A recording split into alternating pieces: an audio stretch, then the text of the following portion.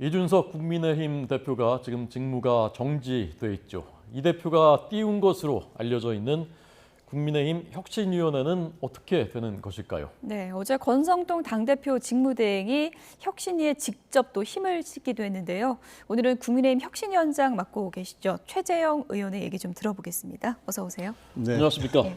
안녕하십니까. 어서 오십시오. 예. 시청자 여러분들 다 아시겠지만 판사 출신이시고 예. 감사원장 지내셨고 작년 대선 경선에도 참여하셨었고 지금은 서울 종로구의 국회의원이시고 혁신위원장 되셨습니다. 자, 우선 이준석 대표의 징계, 당원권 정지 6개월 어떻게 보셨습니까? 이 대표에 대한 윤리 징계에 대해서는 의견이 참 여러 가지로 갈립니다. 예. 그걸 어떻게 보느냐 시각이 갈리는데요.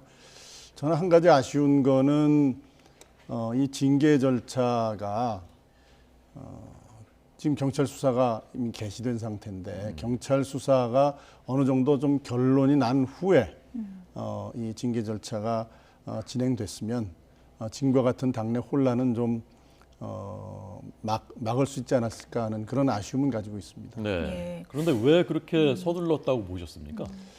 그 내용을 제가 자세히 할 수는 없겠습니다만은 이준석 대표를 둘러싼 그 시각이 워낙 첨예하게 좀 갈라져 있는 것 같습니다. 그래서 네, 네. 이 대표의 어떤 역할에 대해서 굉장히 긍정적으로 보시는 분들은 징계를 서두른 거에 대해서 부정적인 생각을 가지고 계시고 이 대표의 그동안의 여러 가지 당대표로서의 언행이나 이런 것에 대해서 좀 부적절하다고 생각하시는 분들은 서둘러야 되겠다는 생각을 가지고 계신 것 같습니다. 예, 이준석 대표랑 혹시 징계 결정 이후에 전화 통화는 하신 적 징계 있으신가요? 결정 이후에는 제가 직접 통화하거나 이렇게 대화한 사실은 없습니다. 조만간은 예, 굉장히 어려운 시기를 겪고 있으니까요. 그래도 제가 연락하든지 만나든지 해야 되겠죠. 개인적으로는 어떤 좀 조언이나 이런 말을 하고 싶으세요? 전화하시게 된다면.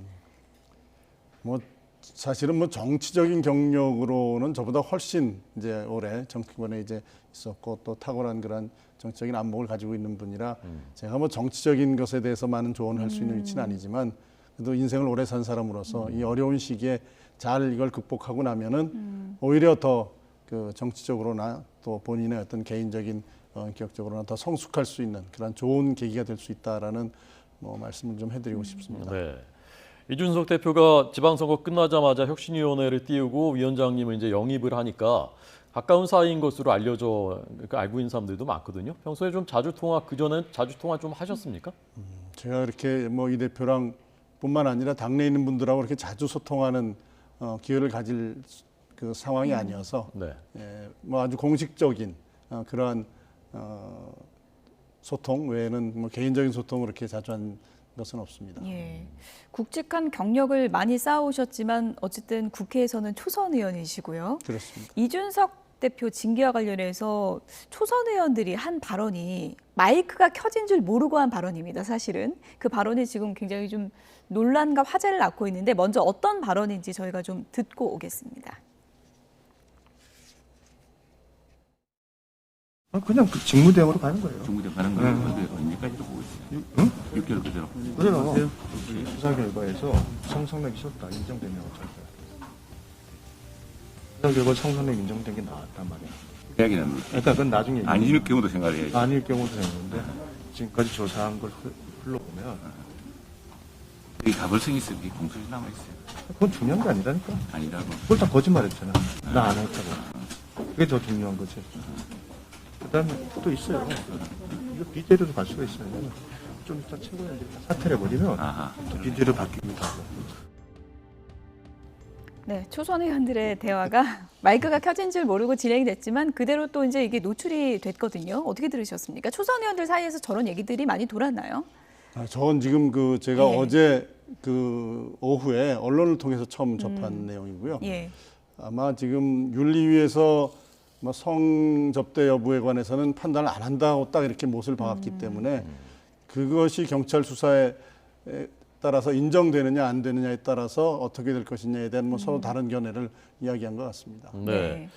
그 중에서도 이제 유상범 의원의 말을 들어보면 뭔가 좀 더 이걸 좀 징계해야 되는 것 아니냐 이제 그런 기류가 좀 느껴지고 그래서 일각에서는 이른바 윤핵관, 뭐 윤핵관 전체인지 일부인지 모르겠습니다만 윤핵관들이 전부터 좀 기획한 것이 아니냐 이게 이준석 대표 징계를 그런 그 역학구도가 이번에 영향을 미쳤던 것은 사실이라고 보시는지 어떠신지요?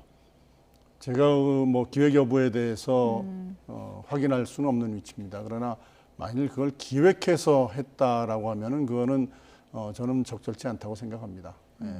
자연스럽게 그런 뭐 당 대표의 어떤 개인적인 신상 문제, 당에 그 영향을 줄 수 있는 신상 문제가 자연스럽게 대두되고 그에 대해서 징계 절차가 개시됐다면은 그건 뭐 어쩔 수 없겠죠. 그러나 그런 경우에도 아까 말씀드린 것처럼 이 굉장히 치열하게 다투고 있고 또 증거 관계를 제가 자세히 보지는 못했습니다만은 뭐 직접적인 증거가 나오지는 않은 상태라면 경찰 조사를 좀 기다렸다가 네. 이 절차를 진행하는 게 좋지 않았을까 하는 그런 아쉬움을 가지고 있습니다. 네.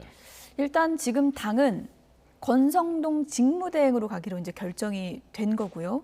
조기 전당대회 얘기는 당분간은 좀 수면 아래로 가는 건가? 아니면은 지금 또 당권 주자들이 조금씩 뭐 세결집에 나선 분위기도 보이고 있거든요. 당내 분위기가 지금 어떻게 교통 정리가 됐다고 보세요? 일단 그 권성동 원내대표의 당대표 직무 대행 체제 예. 이거는 현재의 당원 당규에 따라서 지금의 불안정한 상태를 수습할 수 있는 합리적인 선택이었다고 저는 생각합니다. 그래서 당분간은 권성동 그 원내대표의 당대표 직무대행 체제로 갈 것이라고 생각되고요. 예. 그런데 이제 뭐 이준석 대표의 이 징계 절차, 징계 결과에 대한 그 반응 여기에 따라서 뭐 새로운 변수가 생길 수 있다고 봅니다. 예를 들어 어떤 변수가 뭐 사퇴를 있을까요? 한다거나 예. 아니면은 굉장히 이 치열하게 다퉈서 이 당내 어떤 굉장히 더 어려운 상황이 생긴다거나 여러 가지 변수가 생길 수 있겠죠. 네. 어쨌건 권성동 직무대행이 혁신위 흔들리지 말라라는 메시지를 줬다고 하는데 처음에 지방선거 끝나자마자 혁신위를 이 대표가 띄웠을 때 한쪽에서는 아 그렇지 지금 그 물 들어올 때 이럴 때 당 혁신하기 좋을 때지라는 반응이 있었지만 한쪽에서는 아 바로 이제 총선 공천에서 주도권 잡으려고 이 대표가 저러는구나라는 시각도 있었습니다. 혁신위가 도대체 뭘 혁신하는 것인지 앞으로 어떤 것에 중점을 두는 것인지 잘 모르겠거든요. 좀 설명 좀 해주십시오. 예. 혁신이 출범 배경은 뭐 여러 차례 말씀드렸습니다만은 저희가 선거에 이제 그 여러 차 계속해서 선거에 이겼습니다. 그러나 그 내용을 다시 자세히 살펴보면 일단 정권 교체를 해야 되겠다. 전 정권에 대한 뭐 국민들의 어떤 실망 그리고 윤석열 정부가 출범한 이후에는 그래도 새 정부에 대한 기대 이런 것들이 기본적으로 큰 영향을 미쳐서 선거에 승리를 했었고요. 그렇다면은 국민들께서 우리 국민의힘을 있는 그대로 지지를 해줬다고 보기는 좀 어려운 면이 있습니다. 그러면 앞으로는 이제 집권 여당이기도 하고 예. 또 2년 아직 2년이 안 남았죠. 이제 내후년에는 총선으로 이제 그 국민의 심판을 받아야 되는데 과연 우리가 지금 있는 이 상황 그대로 국민들 앞에 심판을 받을 수 있겠느냐라는 그러한 그 어떤 당 내부에 있어서의 염려, 새로워져야 되겠다는 그러한 그 어떤 새로워져야 되겠다는 필요에 대한 의식 이런 예. 것들이 아마 그 혁신에 대한 필요로 이렇게 이어졌다고 보고요. 뭐 저는 개인적으로는 선거에 이겼지만 당을 혁신해서 국민들이 정말 원하시는 정당의 모습으로 계속 변해 나가는 것 반드시 필요하다고 생각해서 혁신위원장을 수락했던 겁니다. 그러니까 예. 어떤 걸 구체적으로 이제 우선순위를 1, 2, 3번 꼽으신다면 어떤 걸 혁신을 하셔야 된다고 보십니까? 이제 그게 이제 뭐 순위로 말씀드리긴 좀 어렵지만은 네, 네. 우리 당이 현재 그 당원의 뭐 교육 훈련이나 또는 그 인재 영입에 관한 시스템이 좀 이렇게 잘 짜여져 있지 않습니다. 예. 그런 것들도 필요하고 그다음에 이제 물론 당의 중요한 기능이 공천이죠. 공천에 관해서 과거 이제 우리가 지난 몇 번의 총선에서 공천의 실패로 총선에서 승리하지 못했다는 그러한 평가를 많이 받고 있습니다. 물론 공천에 관한 규정이 있지만은 그런 규정 중에 우리가 좀 더 보완해야 될 게 있는지 이런 것들도 한번 점검할 필요가 있다고 저는 보고 있습니다. 예. 혁신이 처음 만들어지고 위원장으로 되셨을 때 네. 왜 최재형인가 이런 분들이 이제 많은 의문을 가졌고 그리고 이제 이준석 대표와도 이제 얘기를 많이 하셨을 텐데 혁신위원장을 맡아달라고 하면서 이것만은 꼭 바꿔야 된다라고 했던 게 있을까요, 혹시?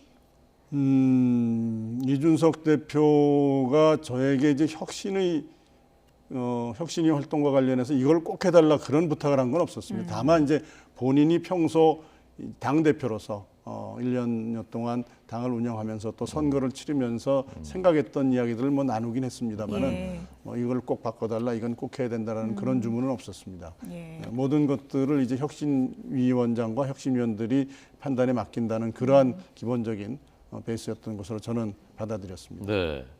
그동안 이제 혁신위 관련해서 좀 구체성 있게 나온 게 같은 지역구에서 3선 이상은 못하도록 하자라는 그런 그 아이디어가 나왔다고 하는데 이거는 이렇게 추진되는 겁니까? 혁신위원들이 가지고 있는 여러 가지 아이디어를 저희들이 다 이제 쏟아놓고 이야기하는 과정에서 나왔던 의견이고요. 예. 네, 네. 현재 거기에 대해서 실질적인 논의가 진행된 것은 아닙니다. 여러 가지 아이디어 중에 하나고 예. 이미 많이 나왔던 그 문제이긴 하지만은 저희들이 네네. 검토는 할 예정입니다. 예. 예. 지금 당 지지율 상황을 잠시 좀 얘기를 해보면 대통령 지지율도 큰 폭 하락했고 당 지지율도 하락세잖아요. 가장 큰 원인은 어떤 거라고 보세요?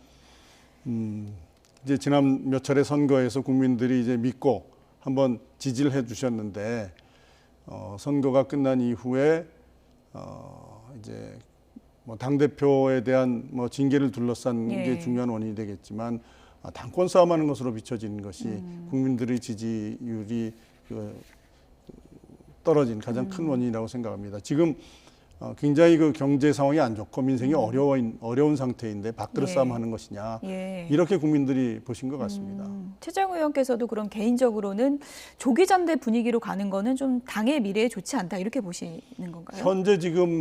현재 상태에서는 예. 일단 그 당원권 정지 6개월이라는 그 의미가 6개월 이후에 당 대표의 복귀 가능성을 일단 전제하고 있는 것이기 때문에 네, 네.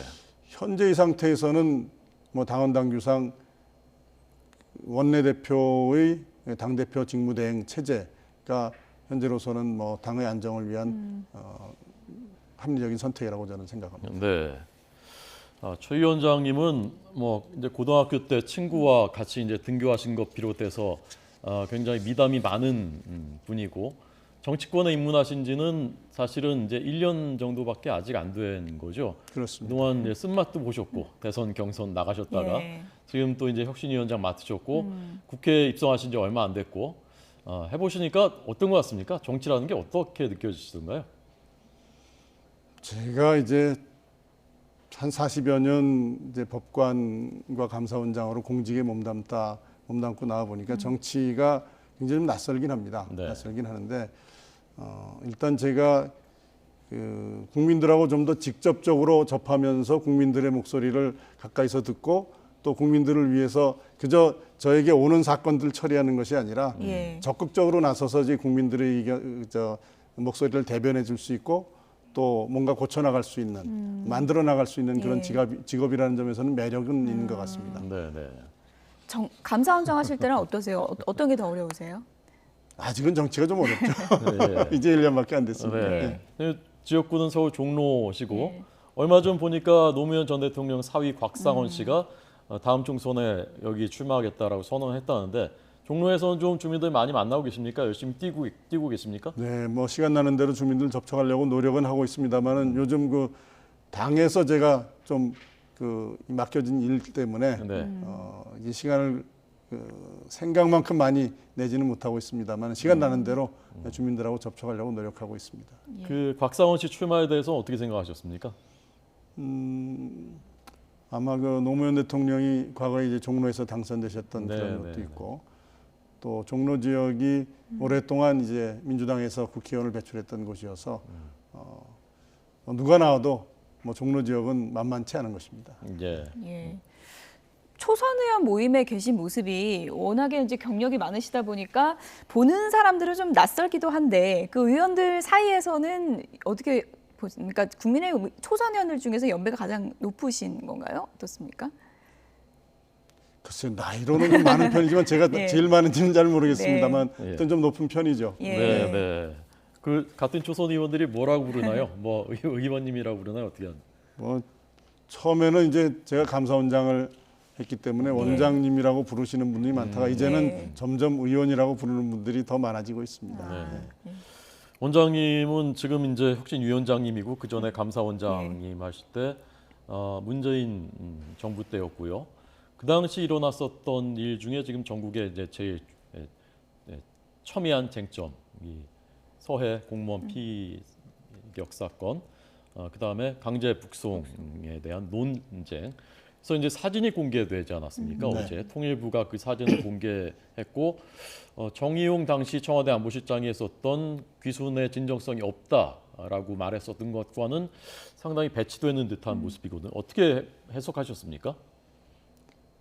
일단 그 동해 귀순한 어부들의 북송 사건은 대한민국 정부가 대한민국 국민에 대한 어떤 그 보호 의무를 포기하고 사지로 몰아넣은 그러한 국가로서의 책무를 포기한 아주 엄중한 사건이라고 생각합니다. 본인들이 일단 귀순 의사를 밝힌 것으로 지금 그 알려져 있고 네. 더군다나 범죄 행위를 저질렀는지 여부에 대해서 뭐 조사도 하지 않은 것 같습니다. 다만 북한의 일방적인 주장이 있었다는 것인데요.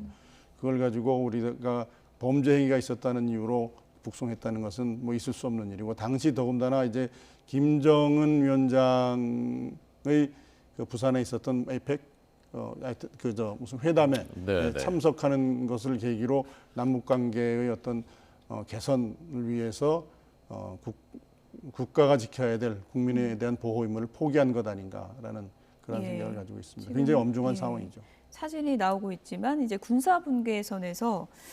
군사분계선을 이제 넘지 않으려고 막 저항을 하는 그런 모습들이 이제 고스란히 담겨 있는 사진이었는데 태영호 의원 같은 경우에는 국정조사까지 해야 된다. 이것을 실체를 밝혀야 된다. 이렇게 이제 주장을 하더라고요. 어떻게 보십니까? 뭐 당연히 하여튼 뭐 진상을 낱낱이 밝혀서 책임자들에 대해서는 엄중한 책임을 물어야 됩니다. 네. 그 당시 이제 관계돼 있었던 곳이 국가안보실도 네. 있고 이제 통일부도 있었을 것이고 국방부도 있었을 것이고 당시 감사원장으로 재직하실 당시에는 저 문제에 대해서 뭐 들으시거나 아니면 뭔가 이제 뭐 감사에 대한 요청이 있거나 그랬던 것은 없습니까? 정부의 공식 발표에는 뭐 저희가 뭐 따로 가지고 있었던 정보는 없었습니다. 네. 자, 이 서해 공무원 그 피격 사건에 대해서는 어떤 입장이십니까? 그 사건도 지금 뭐 실체에 대한 진실 공방이 이어지고 있습니다. 예. 제일 중요한 거는 일단 뭐 그 월북을 했느냐 또는 뭐 그 표류를 했느냐 그런 문제에 대한 진상도 밝혀야 되겠지만 네. 예. 일단 우리 국민이 북한의 어떤 그 수중 안에 들어가 있을 때 그것을 확인한 이후에 피격되고 또 시신이 불태워질 때까지 3시간 그 시간 동안 아무런 조치를 취하지 않았다는 것은 그거 역시 우리 그 국가의 국민에 대한 보호 의무 당연히 무엇보다도 국민의 생명을 지켜야 될 국가의 의무를 포기한 일이라고 생각되고 북한에 대한 그 너무 그 굴욕적인 그러한 태도를 보여왔던 정부의 자세와 그 연결해 볼 때 이것은 정치적인 목적에 의해서 국민의 생명을 포기한 그러한 엄중한 사건이라고 저는 보고 있습니다. 네, 네. 두 사건 모두 상당히 좀 예민하고 또 엄중한 그런 사안인데 그렇습니다. 이제 국민 입장에서는 이런 사안에 대해서 본래 발표가 나왔던 것이 몇 년 후에 또 다른 정황과 또 다른 사실들이 지금 나오고 있는 그런 상황이잖아요. 네. 이런 일이 좀 반복되는 상황에 대해서 어떻게 보십니까? 국민들이 보시기에 좀 혼란스러우실 수 있겠는데요. 정치적 목적에 의해서 국가가 지켜야 될 기본적인 책무를 포기하는 일은 없어야 되겠습니다. 네. 아까 당내에서 뭐 이준석 대표를 포함해서 이렇게 활발하게 소통을 잘 많이 하고 있지는 않다라고 말씀하셨는데 끝으로 작년에 대선 도전도 뭐 하셨었던 분이고 예. 앞으로 또 그런 꿈을 꾸시는 것인지 그리고 당대표 선거도 뭐 욕심을 내실 만한 그런 중량이신데 당원들하고 소통을 잘 안 하신다고 하니까 기회가 많지 않았다는 것이고요. 네, 어떻게 하실 생각인지 좀 듣겠습니다. 계획을. 이제 뭐 당원들이나 또 여러 의원들하고 뭐 계속 소통을 해야죠. 예, 그건 뭐 정치인으로서 당연히 해야 될 일이라고 생각을 하고 있고요. 네. 당내에서 제가 어떤 일을 역할을 해야 될 것인가에 대해서는 일단은 당에서 뭐 어떤 뭐 직을 맡는다는가 이런 것보다는 예. 제가 할 수 있는 것은 의정 활동하는 데 있어서 그래도 좀 그 모범이 될 수 있는 의정 활동은 저렇게 하는 것이구나라는 것들을 보여드리는 게 중요하다고 저는 생각합니다. 자신 있으십니까? 국회의원으로서 잘 할 것 같다는 느낌이 드십니까? 처음 하는 일이지만 열심히 노력해 보겠습니다. 네. 네. 지금까지 국민의힘 혁신위원장을 맡고 있는 최재형 의원과 얘기 나눠봤습니다. 고맙습니다. 감사합니다. 네, 감사합니다.